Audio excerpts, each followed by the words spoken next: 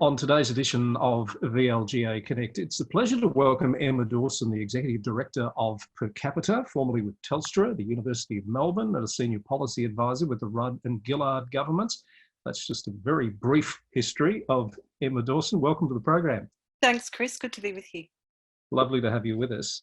Firstly, tell us about Per Capita. I know it's a think tank. I know it's about a more equitable society. What is the work that you actually do? So Per Capita is a Melbourne-based public policy think tank. We have a social democratic outlook. So our primary purpose is issues of social justice and addressing issues of inequality in Australia.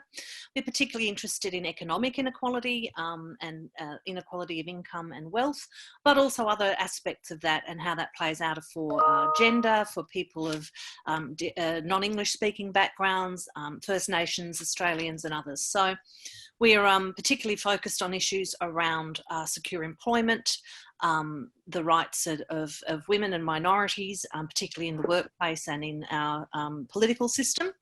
And we undertake a range of original research. We write regularly for the media and appear in the media and host events and public conversations. How long have you been around, Per Capita, that is? Per Capita was launched in 2007, just ahead of the 2007 federal election. So about 13 years ago now. I was involved in the launch, in setting Per Capita up, along with a group of like-minded people that wanted to see a vehicle for pushing forward ideas about how we could take our society forward in a more just, sustainable, equitable way. And then I went off and did other things. You've referred to a few of them in your introduction. Yes. And I've been back at Per Capita now, coming up for 4 years in the role of Executive Director. That's the election we remember as the Kevin 07 election, isn't it? It was the Kevin 07 election, yes. Emma, I had a look at your website. Just some of the recent papers you've published covering underemployment, social housing, gender equality, all topics that we've touched on in various ways here on VLGA Connect, even the ABC. You're really casting the net wide in terms of being a part of the conversations that are central to society for Australians today.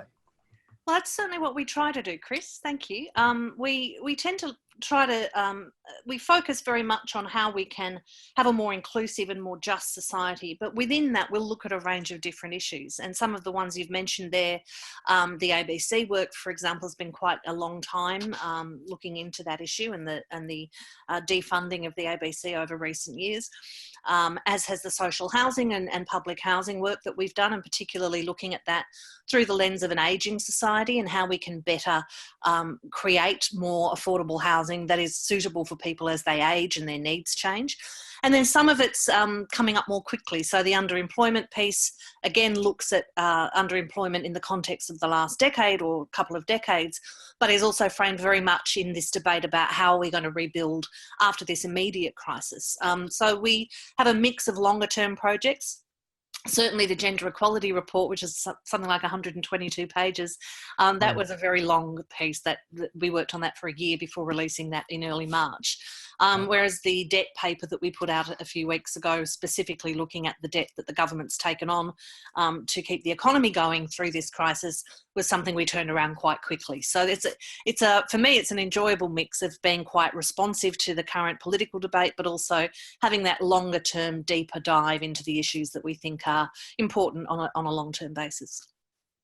I'd like to come to COVID-19 in just a moment, but firstly, you touched on social housing there. This is a topic that's been kicking around for a long time, and I know from a local government perspective, it's been a tough nut to crack in terms of how do we get that balance right and ensure affordable and social housing is provided in the right ways. Why do you think it's such a difficult problem to solve? I think it's a difficult problem in Australia. It's a challenge around the world, but I think we have a particular problem with it in Australia. It's a unique nature of a problem for ourselves, which is the way that we treat the housing market here very much as an asset, as an investment. And we have a high proportion of landlords in Australia are small so-called mum and dad investors. So they might have 1, 2, 3 properties. And so the return that they need to get on those properties is quite high. And they need to realise a capital gain on those in order for it to be a worthwhile investment. And they tend, therefore, to maximise the returns on what tenancies they can seek. And so at the lower end of the private rental market, we don't have the kind of stability that, say, some European nations have, where they have long-term leases, big build-to-rent property portfolios that are funded by institutions. So that's part of the problem in Australia. And we think one of the solutions to that might be an investment in long-term social housing that's funded by the industry super funds, for example, who tend to like those secure long-term assets. But that would be quite a shift in our market, as would the idea, really, to get down to brass tacks, that housing is a human right and a shelter rather than an investment vehicle. I think we've gone too far down the road in Australia of using our tax and transfer system to incentivise speculation in the property market, and that has pushed prices up, but it's also meant that the way that people see the housing market isn't really conducive to supporting public and social housing, because if you have got a property that you see as an investment, you're much less likely to be willing to have other really affordable properties come into the market in the same place as your investment property. So there's a lot of pushback against that. Really, it comes down to a government leadership role. And this isn't something, I think local governments get caught in the middle of this very much. So they're the ones dealing with the planning applications, the objections from residents, that often get in the way of affordable and social housing. But at the same time, they don't have the kind of funding or legislative power to make the rules that would balance that out. So we actually need involvement from state government and even from federal government to say, okay, we're going to have a commitment to affordable, social and public housing. And social housing covers both community housing and public housing. And if we agree that that's what's needed, what are the policy settings? What's the investment needed from government for a start? What are the policy settings to get the mix right? And critically, how do we help local councils balance those demands of tenants that need secure housing and affordable housing, and those small-time landlords that might have very different concerns? It's been a thorny area for local government and for large parts of Australia for a long time. Absolutely. Well summarised. The policy and who's going to pay, I'd say, are the two really crucial things in what you've just said there. And that's I guess what the argument's been about for a long time. Yeah. Can we look at COVID-19 and do you see this as an opportunity to perhaps address the balance somewhat as we come out of this pandemic? I do. And I think there's a lot of people now with a lot of competing agendas starting to, now that we're sort of slowly emerging from the immediate health crisis and looking at what's next, there's starting to become a real debate about how we tackle that. And on one side, there are obviously voices to say, well, all we need to do is restore the economy as it was, get back to business, snap back to business as usual, get things running again and everything will be fine. There are some on the extreme at the other end saying, no, let's blow the whole system up and start from scratch and, renationalise everything and basically create a socialist utopia. Per capita's, while we are certainly leaning on the progressive change side, try to take a more, I think, pragmatic and measured approach. But we recognise that actually what came before wasn't that great for a lot of people. There were big cracks in our economic system. There are too many people falling through the cracks. So we had growing inequality, we had stagnant wage growth, we had high levels of unemployment and really high levels of underemployment, so people needing more hours compared to other OECD nations since the GFC. We had high levels of youth unemployment, and we have a significant problem with older people that once they get out of the labour market, usually after the age of 55, can't get back in, can't access retirement savings, or can't get enough hours. So there were significant structural problems in that side of the economy. And also in terms of productivity growth, economic growth has been pegging pretty well, but most of that has relied on immigration. So actual household standards of living have been stagnant or in decline for some time. So we say, let's not snap back to that. Let's try and do it a little bit better. That doesn't mean the government coming in and taking over everything, but it does mean a more active role for government, certainly than we've seen advocated in recent years. So we are advocates of not big government, but smart government and active government to sort of shape the economy so it works for people. I was going to ask you that very question. So how optimistic are you that the opportunity won't be lost or missed? I am a relentless optimist, Chris, and I wouldn't do this job if I weren't. I think there is a degree of cynicism out there, and it's understandable because we saw the limits of the current kind of small government. Some people overuse, I think, the word neoliberal, but that small government hyper-marketized agenda when the GFC hit, 11, 12 years ago now. And yet afterwards, we kind of just slid back to the way things were. But we've seen that actually there's been a structural weakness in the economy since that time. And while the markets bounced back after the GFC, and a lot of them didn't bounce back, they were dragged back by taxpayer money. So they were bailed out. We bailed out the banks. We forgave a lot of the business behaviour that had led to the crisis in the first place. The labour market has not bounced back. People's standards of living have been stagnant since the GFC. We haven't seen wage growth. We haven't seen an increase, or we've been in what many people have called a per capita recession, to use a very self-promoting term. But where all of our growth has really been due to population growth, to immigration. But individual households know that they're going backwards. They're not seeing their standards of living rise. So I am optimistic that we can win this debate this time, because I think in the years since the GFC, people have thought, well, hang on, there's a growing awareness in the community that actually I'm not doing that well. I keep hearing that everything's great and everything's fine and we've got economic growth and blah, blah, blah until this crisis hit, but I'm not feeling it at my household level. And things only change in a society and a community when the majority of people want them to change and when you bring people with you.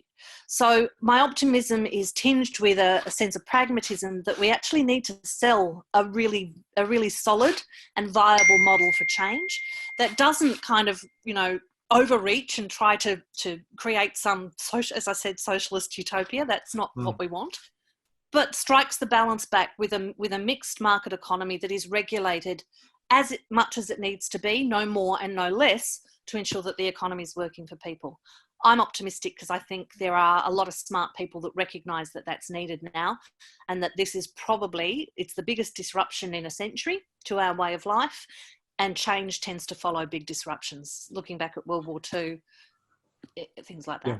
Was it you? I was reading about the holy grail of the universal basic income, that you actually don't support that as an idea. Was that a piece that I saw from you? Yes, I wrote about that in the Australian Financial Review a couple of weeks ago.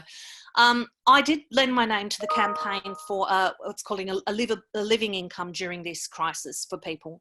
And I do think the government could be rolling out a lot more income support to short-term casuals, workers in the university sector, local government workers, temporary migrants, and so on, and certainly the arts and creative sector. But long-term, I'm not in favour of a universal basic income, because actually, I don't think it's nearly radical enough. I think it actually perpetuates the economic system that we've got now. Effectively, what it does, and the argument I made in the AFR piece, is yes, it distributes income more equitably. It puts cash in people's pockets, but it does nothing to redistribute wealth or control of the means of production.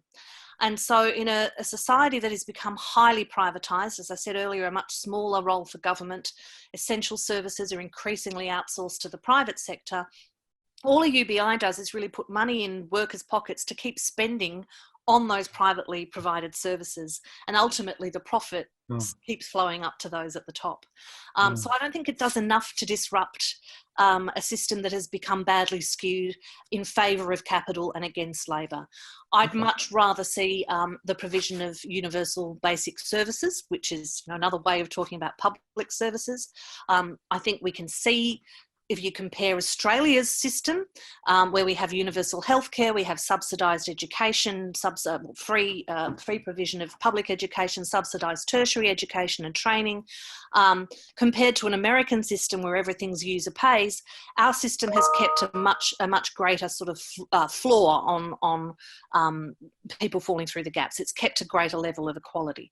So I would much rather advocate for government money to go into the provision of services and targeted income support. And this is where I do agree with the proponents of UBI. The BI part's very important.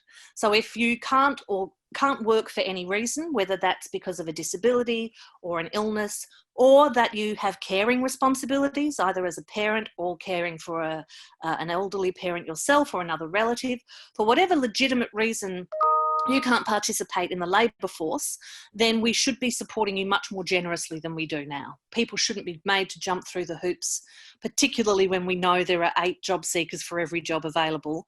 The system is far too punitive as it is. So that aspect I agree with, but I don't think the universal part of it is necessary or helpful.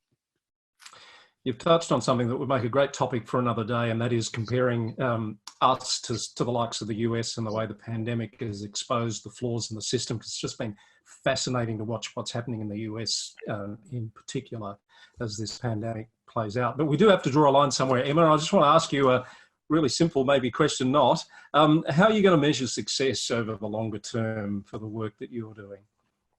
So we measure success in a number of ways, and how we will do that in future is how many of our ideas or the things that we advocate for in partnership with others are adopted and come to pass.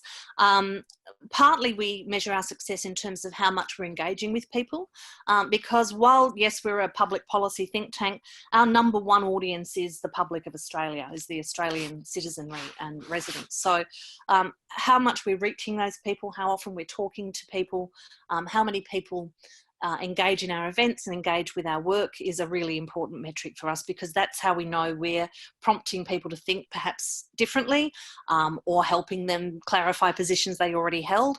And we're building a movement. We're, one of very many organisations seeking to build a movement for progressive change and for an increase in living standards to be the major measurement of our economy, rather than, the level of GDP or the market. But primarily we'll measure success if we see some real policy outcomes that go down this path.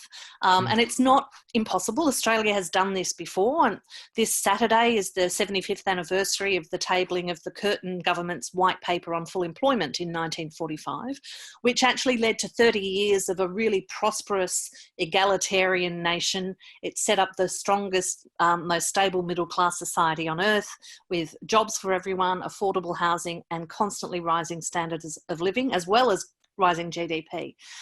We're really trying to learn from that, which was very much a program of post-war reconstruction, about to take those lessons and say, well, there are the principles then we share, they're right, but there are different demands in the economy now.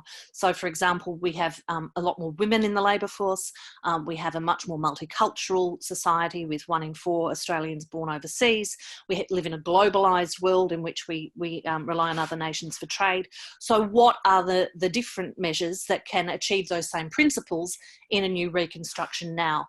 I think, Chris, there is going to be a big debate starting already and going on for some time about how do we reset the economy? Do we snap it back to what it was, or do we try to build it into something different? And we'll measure our success along with a lot of other people by just how many of those ideas and how much that approach to investing in people and investing in new, renewable, sustainable infrastructure, infrastructure that can move us into a post-carbon economy and tackle climate change, while at the same time creating good, secure jobs and good standards of living for every Australian, and particularly dealing with issues around our First Nations Australians, the low-paid jobs of women, a lot of those areas of pockets that have disadvantaged that structurally we're not dealing with. If we see those policies start to come in and start to be affected, then we'll know we're making a difference. Fabulous to talk. I've really enjoyed chatting with you, Emma. Thank you so much for your time on VLGA Connect today. Thanks for having me. It's been a great conversation. Emma Dawson, Executive Director of Capita. Hope you enjoyed that episode of VLGA Connect. Stay tuned for more. We have lots more coming your way over the next week or so. And if you'd like to make a suggestion for topics that we can cover on future episodes, we'd love to hear your thoughts. Please send us an email to vlga@vlga.org.au. See you again soon here on VLGA Connect.